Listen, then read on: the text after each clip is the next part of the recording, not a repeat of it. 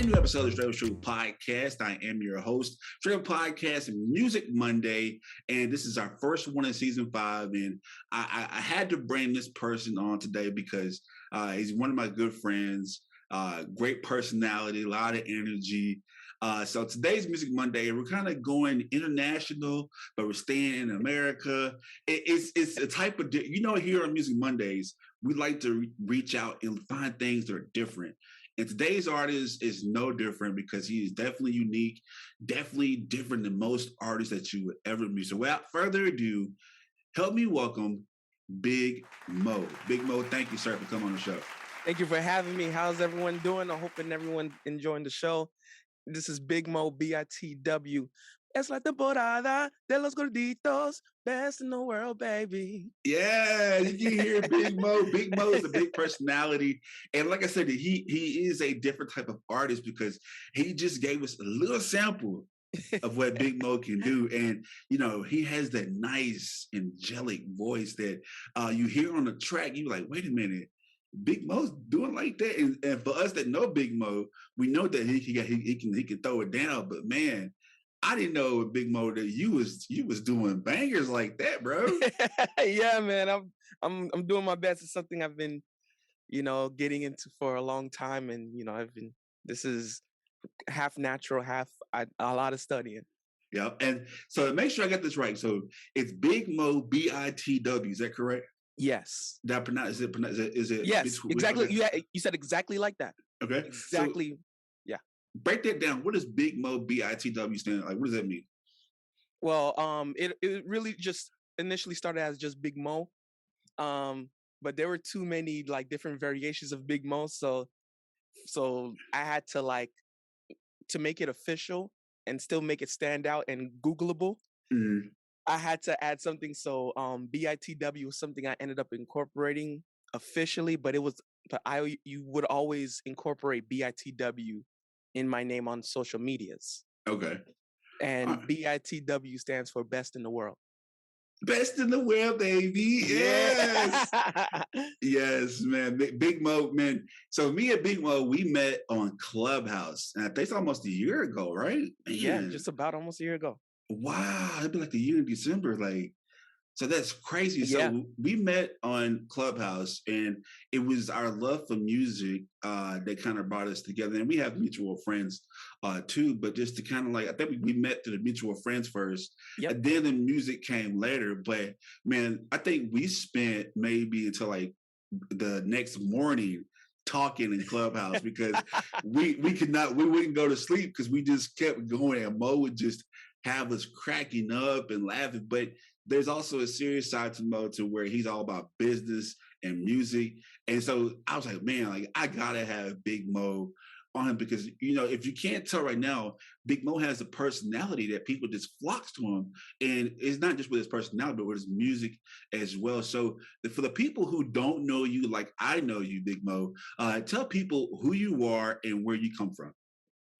My name is Big Mo. Anyone else can call me Big Mo.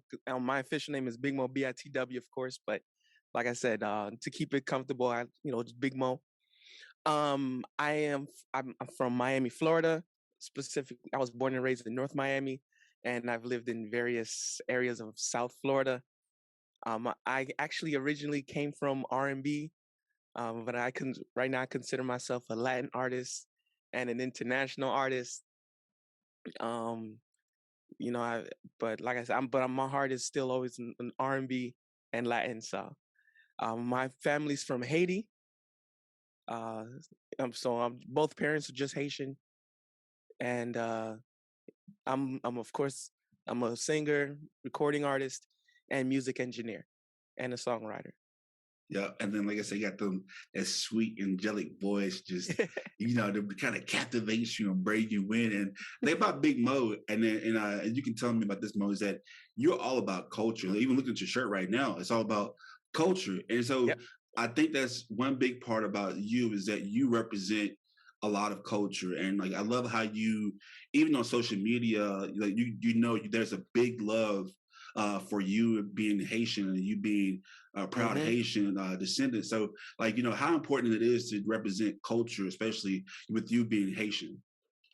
The fact that I always represent being Haitian, it's something that I consider bigger than me, and it's not, and I understand the history behind it, and you know, a little education for the audience. And I'll make it brief. Haiti has always had a big history on cultural exchanges and collaborating with other countries across Caribbean, Latin America, and they always did it for something for the greater good and something that was bigger than themselves. So I had always aimed to emulate that as I was learning, especially about Haitian culture and Haitian history. So it was something I wanted to emulate, and I felt like it's something that really resonated with me. And on top of the fact that South Florida, it's already an extremely diverse area where everyone's from everywhere, everyone's families are from somewhere else. Um, so many cultures, so many ethnicities, and we were all like, it felt like we were forced to all get along with each other. So I there there's a there's not a country that I haven't heard about or haven't had a friend that was, and I gotta admit, some of the ladies that I'm not very discriminate when it Yeah. comes to a woman's ethnicity. So Right. but it was always due to the fact that I always grew up on diversity, especially like since my younger days and teenage years. Okay, and I love that, man. That's one thing that kind of makes you stand out. And like I said, if you go to his social media page or you follow him on social media, you see his conversation, his music is so diverse. And we're gonna talk more about his music and what kind of music he does do right now on the other side of the break. Stay tuned. This is the Straight Up Show podcast, Music Monday with Big Mo BITW. Best in the world, baby. Stay tuned. Hola, mi amor, mi vida, mi cariña. Te extraño también, baby. Oye, porque eres demasiado hermosa como siempre. Pero mi amor, escúchame. Yo quiero tu cuerpo, puede ser abierto. Un lleno loco para ti, puedo ser tu baby. Necesitas algo conmigo. Necesitas algo conmigo. Vamos a mi cama, para la semana podemos quedar. Necesitas algo conmigo. Ya tú sabes que me gusta. Straight up means to be able to speak in a way that is straight up, to be honest, and to speak your truth. Raw, uncut, you know what I mean? It's blunt, straight to the point. This is what it is. It's just a place to be open and honest, and that's what I appreciate most about it. And it provides a place for community members to come together and just be straight up with each other about things that are going on in the world, because it affects all of us. Unfiltered, raw, with all the cursing that Calvin does. Straight up is just being real, telling it like it is, being you. Being solid, being who you are, no matter what it is, no matter what situation you're faced with. All right, this is who you are. It really speaks to me, saying it is what it is and it ain't what it ain't. Straight up.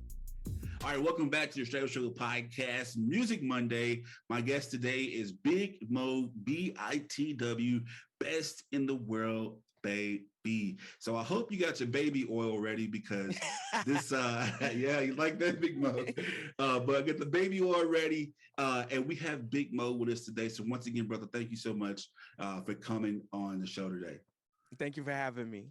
So Big Mo, you have this nice angelic voice, and I just want to know how did you get into music? Like, what was your passion? Where did it come from? Like, how did Big Mo get into music?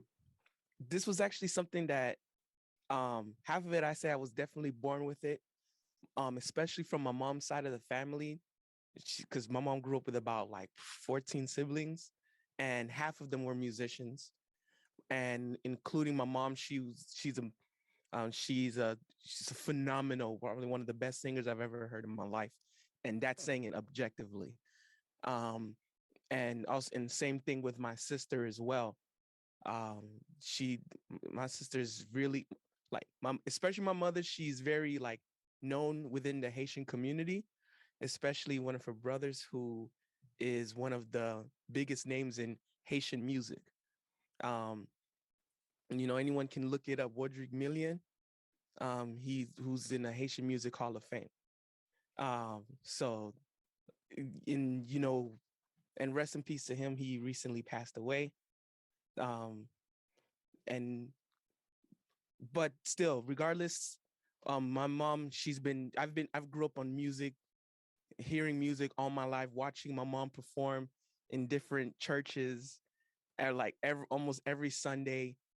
She actually didn't expect me to end up becoming a singer myself, but there was hints of it when I was a kid because every time I picked up an instrument, it always ended up like I always ended up picking it up quick, like that, like so, and since I was a little kid, but it was hard to understand, but and singing kind of ended up coming when I was about like 13 years old, and I was randomly mowing the lawn, and I was singing along with the song, and I was like, I think I sound pretty good.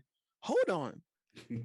So, it started off from that, but I always, like, music was always something that I knew was born in me, was bred in me. I was always surrounded by it. I was always surrounded by instruments and music equipments, even since I was a baby.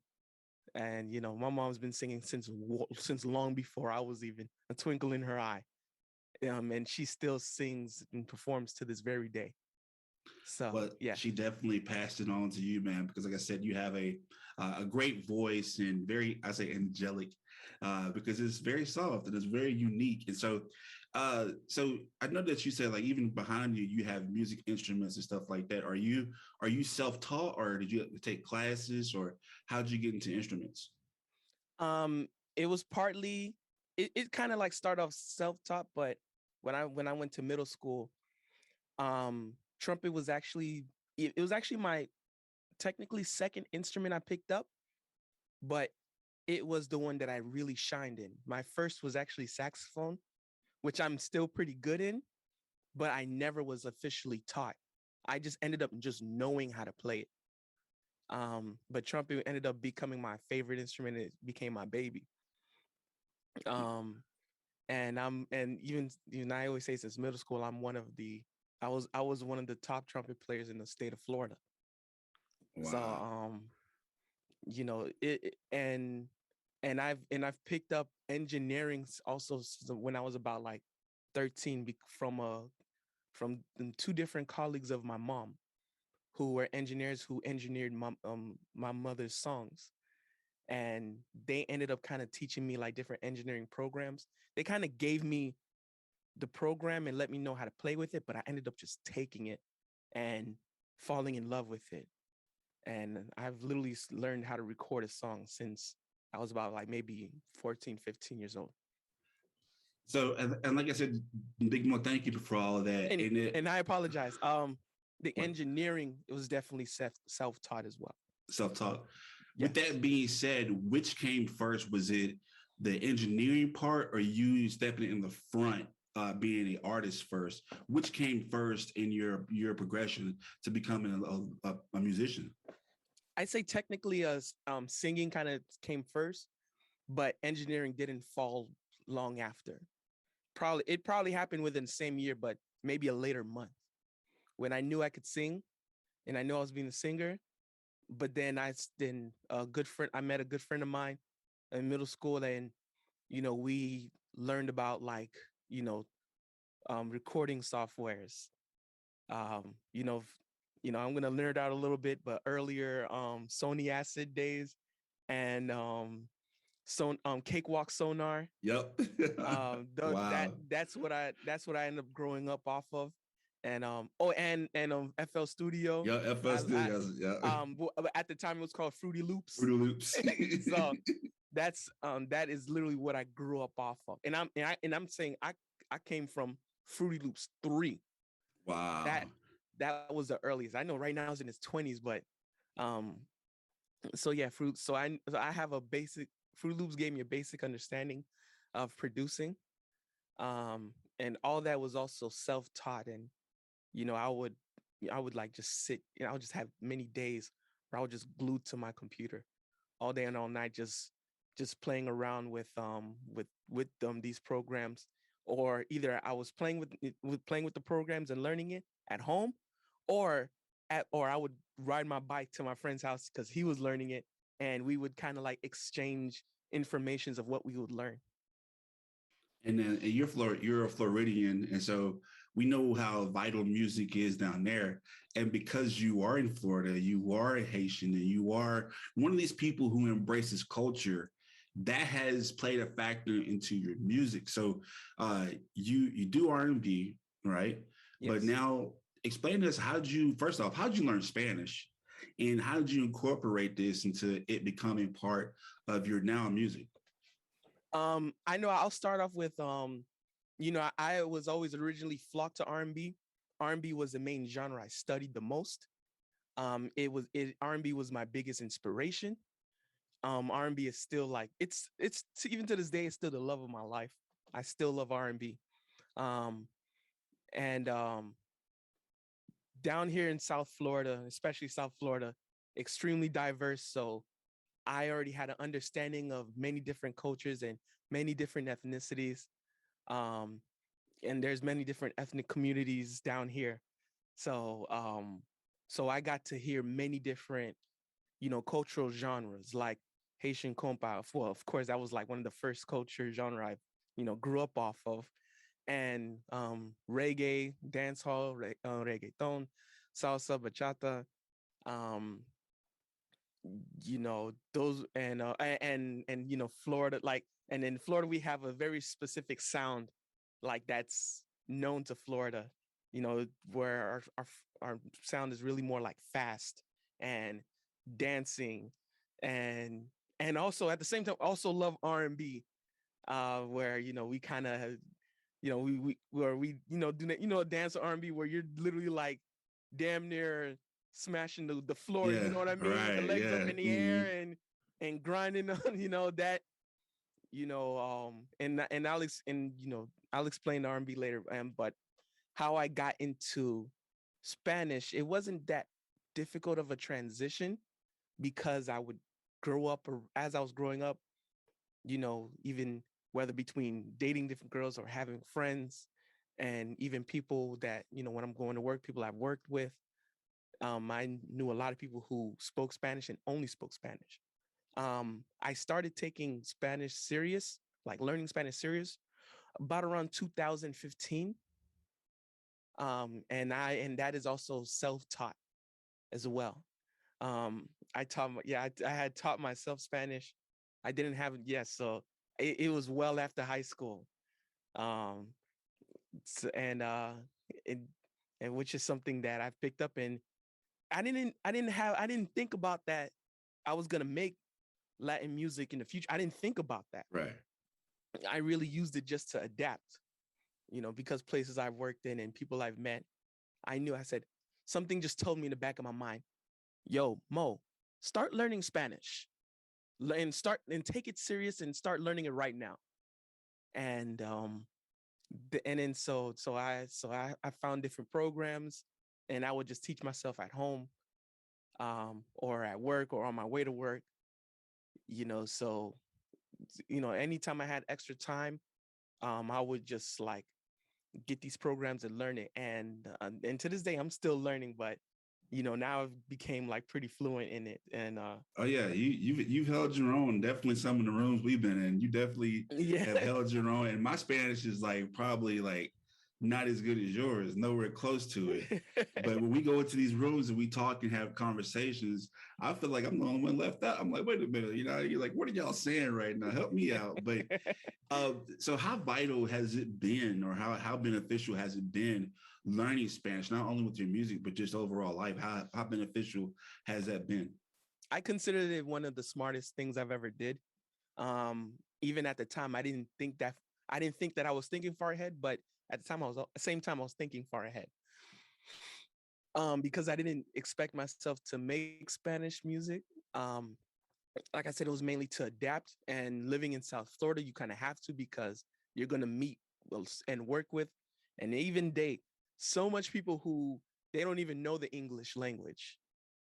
So I even saying, even in the dating world, I kind of say like the ability to learn English language doesn't even matter to me anymore. So, so it's kind of like that kind of adapting that I've done.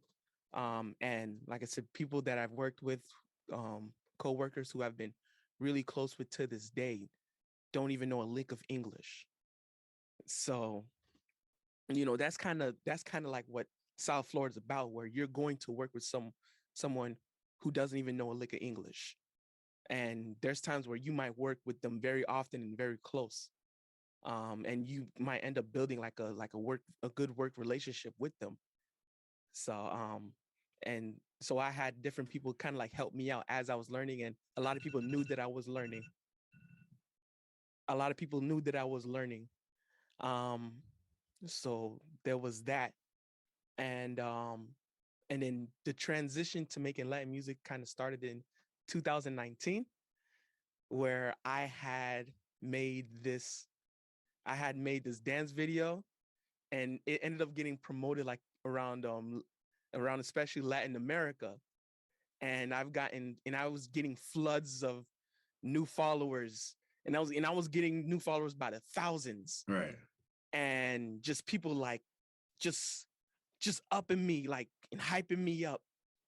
And they're from like many different countries, many, especially Latin America. So you're thinking, Colombia, Venezuela, Argentina, Panama, Mexico, Dominican Republic, like, and they're coming from everywhere. And people, whether they're in my comments or in my DMs, where people were just like, yo, like just bunch of hype ups and words of encouragements, and or someone was to say something negative, they'll come at that person like they don't even, and they never met me. And then I came out with the song, with the R&B song, and I was getting a bunch of DMs where it was, my R&B song "Walk Away," and it was a bunch of people were in my DM saying, oh, I love the song, but I can't understand it's in English. Or, oh, you sound good, you have a good voice, but I don't understand English. Or, oh, I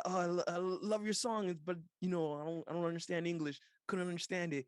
And I was like, yo, what's going on? Like, and then that's when it built the light bulb in my head. I said, I need to capitalize off of this. And then that was one of my first aha moments. And that's when I said, I have to make a song in Spanish. And my first one came in 2020, Necesitas Algo. It was the first Spanish song I've ever wrote in my life. It was one of the hardest processes I've ever done, because that's when I realized things that rhyme in English, if I translate it to Spanish, those words are not going to rhyme. So so it was a difficult transition, but it was one of the most fun transitions I've made. And then when I saw the reception I've gotten from these other countries, I was like, this is I got to make this my lane. And it's definitely been a lane that from the outside looking in, so many independent and up and coming Latin artists look for you for guidance now. And I think that's so incredible to see, because I hopped on a studio session of yours on Facebook Live or Instagram Live, IG Live, and I just see all these comments in Spanish and from these different Spanish artists, and I'm like, man, he has something going right now. And I think that when it comes to music, Big Mo, I think that what makes people not rise to the top is that they're not being creative, and their niche doesn't stick out. Yours sticks out because you are dark complected, but at first glance, especially in America, you wouldn't think that you speak Spanish. But that's kind of the ignorance in America for assuming. Which they're not wrong, because I'm Haitian. We speak Creole. Right. And so at first glance, you wouldn't think that this person who is, they look at your skin first and say, oh, he's Haitian with the Haitian flag because you represent every day. Yep. But at the same time, they wouldn't think that you were doing Latin music. And I think that's what makes you stick out the most, and that's going to be your claim to fame. I get. Well, you're already kind of famous, but but it's going to be getting there. But just to see, it was so amazing to see people just flock to you because of your music and your style. And I think that's going to really open a lot of people's eyes. But you know what? Let me take from Big Mo and say, hey, maybe I got to be more creative with my music and thought process when I'm creating music. And I think you've done a great job with this. And so with that being said, we're going to have more with Big Mo on the other side of the break. Stay tuned. Get your baby oil ready because we got Big Mo on the Straight Up Show podcast, Music Monday. Yeah. Best in the world, baby. Best in the world, baby. Okay. I got too many girls, I just can't choose one.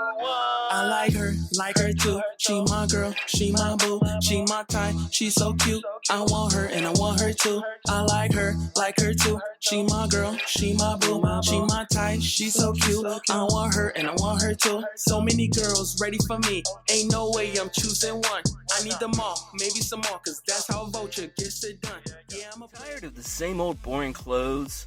Want to support your favorite podcast but don't know how? Well, you're in luck. The Straight Up Show podcast store is finally here. In our Teespring shop, you can find all the merch that tells the world you're keeping it straight up. From t-shirts to masks to even leggings, our store has you covered. Just visit straightupshowpodcast.com and click that merchandise button. That's STR8 upshowpodcast.com. All right, welcome back to Straight Up Show Podcast, Music Monday. I am joined by creative and wonderful, talented guest today, Big Mo BITW, best in the world.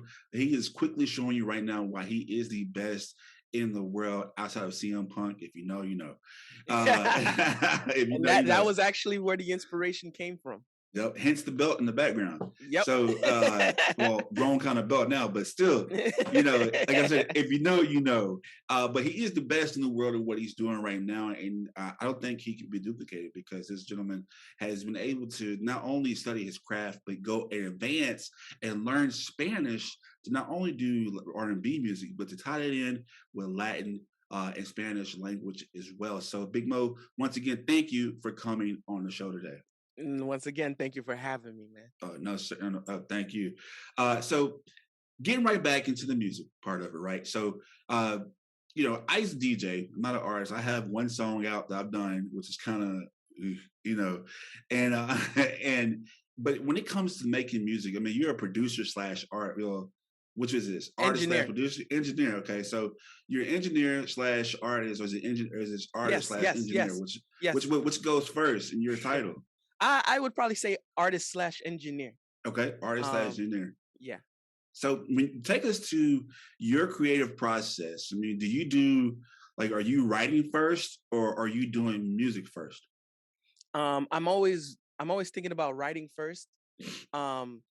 There's times where I'll find producers to work with, and I think of the vibe, and I think of the direction, and if it fits my direction at the time.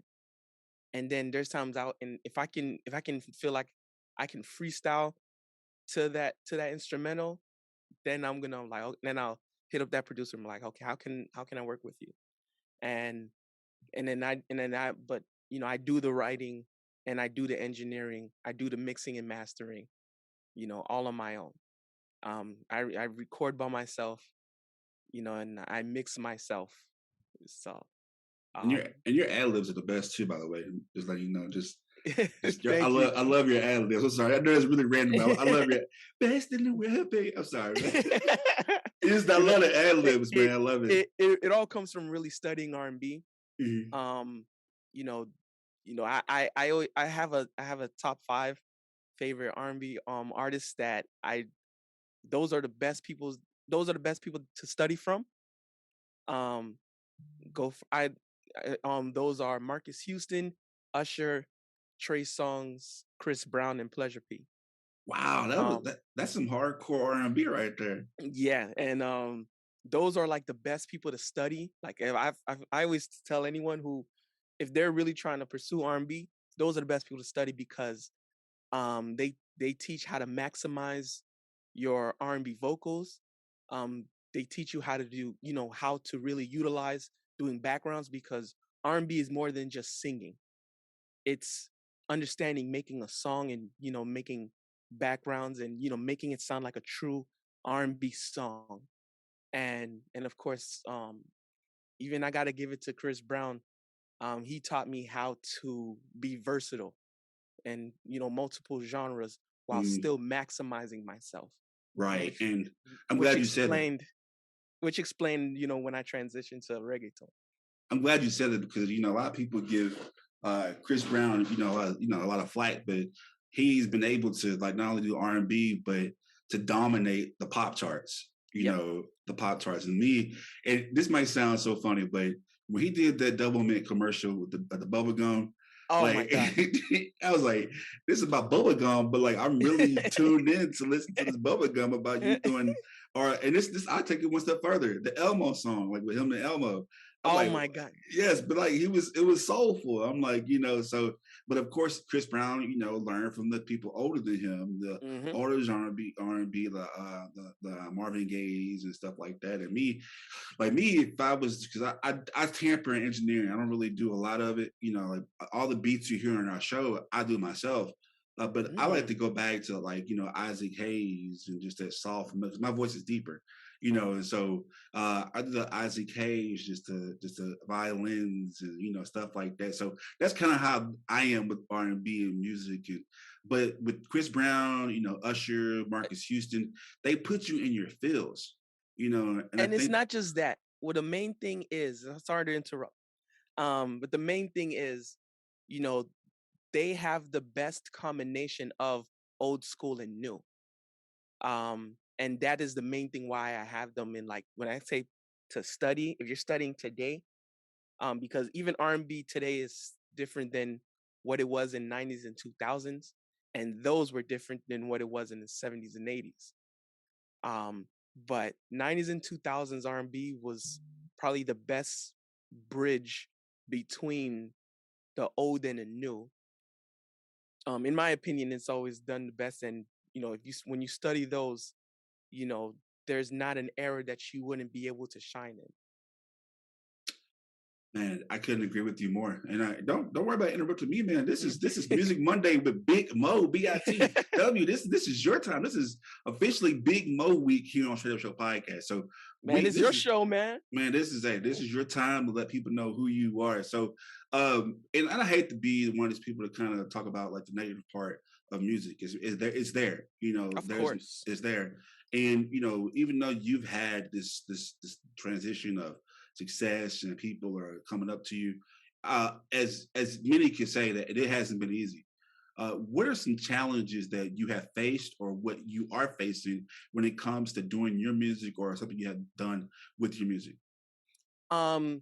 There some of the biggest challenges definitely I've ever faced was hearing no all the time, or or begging different, like, people who are in the game or higher up in the game, begging them for an opportunity and begging them for like a look, and doing everything that I can to get them to notice me, or even a little bit of their acknowledgement, and not getting any of it at all. Um, there's times where I just have to just forced to just swallow it up, chalk it to the game.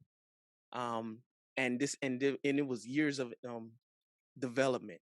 And another where I felt like I didn't have any support, so I was so when I'm working, every little money that I'm scraping up goes to my equipment. And from the outside looking in, it looks like a waste of time, because there was times where, and I'm saying years, where I had nothing to show for it. I had a vision, I said and I would be like, I know I'm not crazy. Like, I know I'm a good artist. I know I'm a good engineer. I know I can make a good sound. I just don't have everything. Um, but if I was to pitch like, hey, I'm really striving to be a music artist and engineer. People can ask me, what do you have to show for it? And I have nothing to say. I would, there was times many years I had nothing to show for it. That was the one thing. And there's times maybe circumstances where things just wasn't going my way. I couldn't get to people, or there was times where I couldn't really touch music because there was times I was around moving. So, um, like I was around moving a lot every year. So there was times I was barely able to work on it, but I was still always investing in it. I would still scrape on the low. Like I was still scraping money, and any money I was able to save came to a new equipment, came to a new sound. I really where I'm sitting here now, it's a really nice looking studio, and I'm looking at all my equipments, and I can tell you what year I got it and what era I had it because I remember certain circumstances I was going through, and I can and it, so but so but the main thing was like I had nothing to show for it. So now leading to today, where now I'm in a point where there's finally a light in the end of the tunnel, and a lot of people, and it makes a lot of people think, oh, like it just kind of happened overnight. I'm like, oh hell no, this is like minimum 10 years in the making, minimum. But it was probably really like 15 years in the making, of just straight struggle, and to finally get a notice and to finally get the sounds I want, to finally get the sounds that I need, to have the skills that I need. um and another big obstacle was I was financially turned down from two of my dream music schools, and I told myself, I don't care, you know what, screw it, I'm gonna learn. I'm just gonna learn anyway. It's gonna take longer, but screw it. I'm gonna keep learning, and I'm gonna keep building my craft in it. So, so now the days of today, I'm glad I'm able to tell myself that I was right to not give up, and now I have something to show for it. Yeah, and that's really an inspiration, man. That you really can be honest about that and how you just never gave up, man. Because I'm one of those people too. It's like you can't tell me no. I look at no as like no, next opportunity. You know what I mean? So yeah, Ooh. and you keep doing that. You keep going. And so one thing about you is that because I worked in media, my whole life, and like I remember one of the things that they told me is that you can never be on TV because you're fat. And I'm like, whoa, wow, Mm. that hurts. They just hit me in the gut like that. You know what I mean? Just something like that. And so, but here I am. I've interviewed Dak Prescott. Tre'Davious White. That Mm. hasn't stopped me. So I think that you not have I guess I don't know if it's old or new or recent mutual friend, but we have a mutual friend who is also a plus size person and is an influencer. As she didn't let that stop her, but she talked about this thing called fat phobia, to where people look at you and they just judge you because of the way you look and don't think that you deserve to be where you are because of you being, overweight or bigger than most people. Do you think that has played a factor in what you're trying to achieve or what you're trying to get at all, or what? The first thing I'm gonna say, when it comes to fat phobia, um, as a man, we don't have the luxury to really point it out because men, we're always going to get the worst end of the stick, and we're gonna have to always have the burden. We have to have all this responsibility.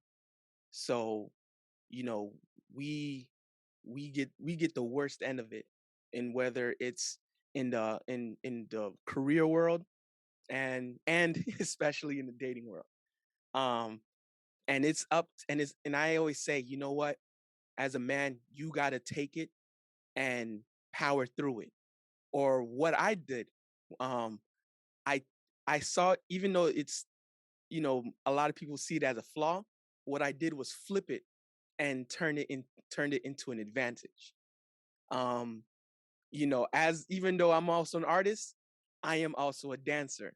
And anyone who knows me, people who know me personally will tell you, Big Mo is very, very light on his feet, and he can literally keep up with any slim person around him.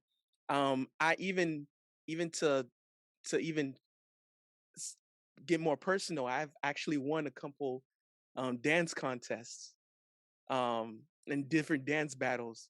Not like huge, but still like different dance battles and battling people who were much better than me. But the crowd saw that, yo, this big dude is keeping up with everybody else. And so I kind of got a lot. I kind of won over the crowd with that. So what I always say to any big dude around, you know, keep building yourself up, finding new skills, and taking that flaw and flipping it into an advantage. Because there's no time to cry over how people see you and how people view you. You still have to continue to work on yourself and strive for greatness. If you're not able to, to change how you look, at least build some skills. Or if you and find a career or find a goal, find achievements and chase that goal. And understand yourself, know yourself. So I was able to see that I was able to flip into an advantage. So, and even as a singer, so people were like, oh, and so he's like, oh, he danced, he's light on his feet, and he sings, and he speaks multiple languages. What? Then now I'm like sexier than how people actually would have initially view me. And I've had some girls that be like, yo. Oh, I know. They told me like they would have never ever thought they would have seen themselves, and they were like, it's just something about you. And I know because I purposely made sure that I built multiple skills. So for all the big dudes out there, and I'm proud to represent for the big dudes. There's times you got to earn your stripes. You're gonna have that burden. You got to earn those stripes. You got to build skills, chase your goals, chase your career. Because saying like, we're not able to we don't have the luxury to cry over how other people are gonna view us, because they're gonna hate you anyway. Let's say you lose weight tomorrow, they're gonna be like, oh, you think you better than us because you lost weight? Like you're not gonna make everybody happy. Yeah. They're gonna hate you regardless. When people hate themselves, they're gonna hate you regardless. Yeah, and so yeah. What did Enzo Amore say? Enzo say, hate ain't nothing but jealous disguised by love. That's what it is.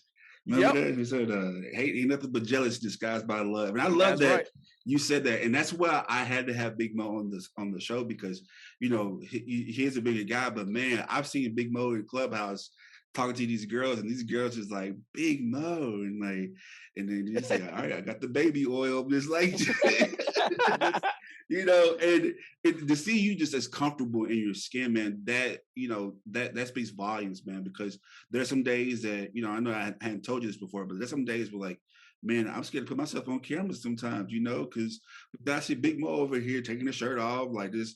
So I'm like Big Mo is just, and like, but the thing is that, you gotta love yourself, because how can you expect other people to love you? You don't even love yourself. Right. And I said, man, I know you don't know this, but man, like, you've really been an inspiration to me for you just being yourself, man. Not only because you study other cultures and you embrace other cultures, but the point is that you stay to yourself. And I love that about you, man, because you feel the culture, but you love yourself first. And then you spread the love to other people as artists or whatever. So with that being said, personally, I want to thank you, brother, for that inspiration that you have given to me as a friend. I appreciate that so much, man. No problem. I'm glad to represent. Yes, sir. Yes, sir. And so with that being said, Big Mo, I know we've been kind of in lockdown. Things are opening back up. But before we go, I'm going to ask a couple more questions and let you go. What does Big Mo have coming up next on his music? Like, what do you have now? Like, what's going on with you? And a lot of my music, I've kind of had this another light bulb moment, another aha moment, where I kind of made a thing I made a different country themes, which, like I said, my latest one, my most recent song, Zulia, was a Venezuelan theme song. And basically, so the next project I'm actually working on it's a salsa joint. It's gonna be, because I've always wanted to have my hand in salsa. By the way, I dance salsa as well. I've learned to dance salsa and I'm pretty good at it. So with that said, it's a salsa joint and the theme is gonna be Colombia. Okay. So that's what I'm having coming up next. Okay, and it might not be summer right now, but man, like you let me listen to Zulia when you first had it out. I was like, I had it on repeat, bro. Like I had it on repeat. I was like, what did Big Mo just do? I was like, okay, Big Mo, and like we was in the clubhouse, just like, wow, this is on repeat because it's that good, and we're gonna actually have Big Mo perform that here in a second. But man, Big Mo, so. If people want to, are you helping other artists out right now? Or like, are you want them to reach out to you? Like, if they want to collab with you or you work with the engineering, how can people find you on social media, or how can they collab with you on music? I'm always open for collabs, and because I built my studio and for my engineering, so I can easily work remotely. So doesn't matter where you are. All I'm gonna ask, I'm like, okay, what are the stems, or I can send you the stems. And so I can easily collab with anyone without even leaving my home. So they can reach me at BigMo_BITW. Even just Googling my name, it's, I made myself very easily accessible. But Instagram is one of the best places to reach me. Instagram or Twitter, that's BIGMO_BITW.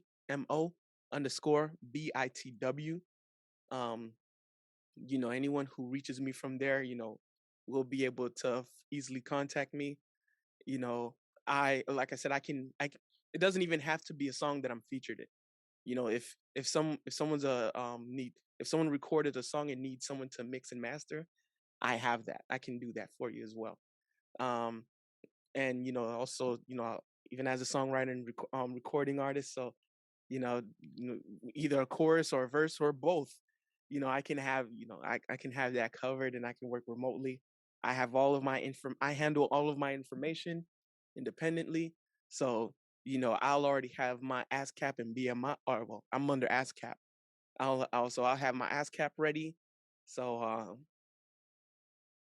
yeah, that's my main thing. What was the other? Did I cover it? Everything? They covered everything. How they find you on social media, where they can find. I think you did. Yeah, and the thing about Big Mo is that you had a studio session on Facebook Live, and I'm sitting there watching you, and like Big Mo, when he starts working, you look so serious, but then like when you get through it apart, you start smiling again. I'm like, wait a minute, you just went from like real serious to like working on your music, then like Big Mo, like just, and it was, and it's crazy to see how you take music so seriously. And then like you want to, I think you're a perfectionist, honestly. That's my opinion. I could be wrong. Yeah. But like just to see you like just over there mixing and mastering, and then like I was like, wow, man, this guy is really just into his music. So I love to see that passion from you, Big Mo. Ladies and gentlemen, this has been a great show with my friend Big Mo, best in the world, BITW. Man, Big Mo, once again, thank you so much for coming on the Straight Up Show podcast, Music Monday. Thank you so much. Thank you for having me. I'm glad. I really enjoyed this. All right, Big Mo, before you leave, you're gonna play a little something for us, right? Of course, I got you. This is my latest song. This is actually my favorite song. It is called Zulia. It is available on all platforms: YouTube, Apple Music, Spotify, Tidal. Anywhere that you listen to music, Zulia is there. All you gotta do is just search up Big Mo BITW Zulia. So I hope everyone enjoying it. All right, there you have it, ladies and gentlemen. Once again, Big Mo BITW, best in the world, baby. Hey, best in the world, baby. Best in the world, es la temporada de los gorditos. Si puedo conocerte, Zulia. Si puedo verte, Zulia. Espero presionarte, Zulia. Solo quiero besarte, Zulia. Si puedo conocerte, Zulia. Si puedo verte, Zulia. Espero presionarte, Zulia. Solo quiero besarte, Zulia. En mi mente siento que no puedo alejarme de ti. Cuando me jalaste, ese es mi sueño hasta amanecí. Pero no es una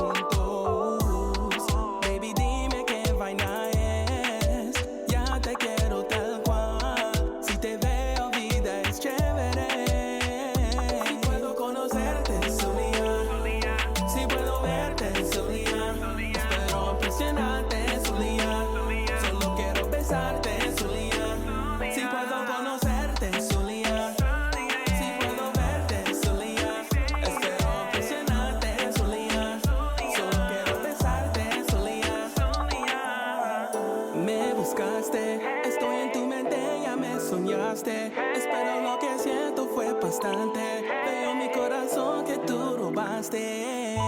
Sabes, me encanta, mi chamita. Zulia, Zulia, el amor de mi vida. Tienes la baila lo que necesito. Yo sé que querías tu haitianito. Quiero enamorarme de tu cultura. Quiero ver Valencia y Caracas.